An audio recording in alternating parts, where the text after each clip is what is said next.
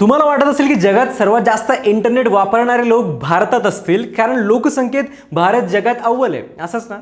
पण असं नाहीये. जगात सर्वाधिक इंटरनेट वापरकर्ते असलेला देश भारत नाहीये. कोणता आहे तो देश आणि भारत या यादीत कितव्या नंबरला आहे सांगतो, रील शेवटपर्यंत बघा.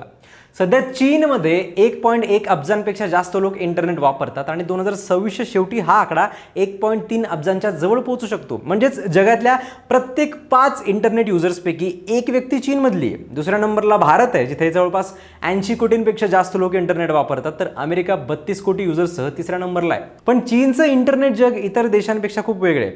तिथे गुगल, फेसबुक, यूट्यूब किंवा ॲमेझॉन सारखे अनेक पॉप्युलर प्लॅटफॉर्म उपलब्धच नाही आहेत.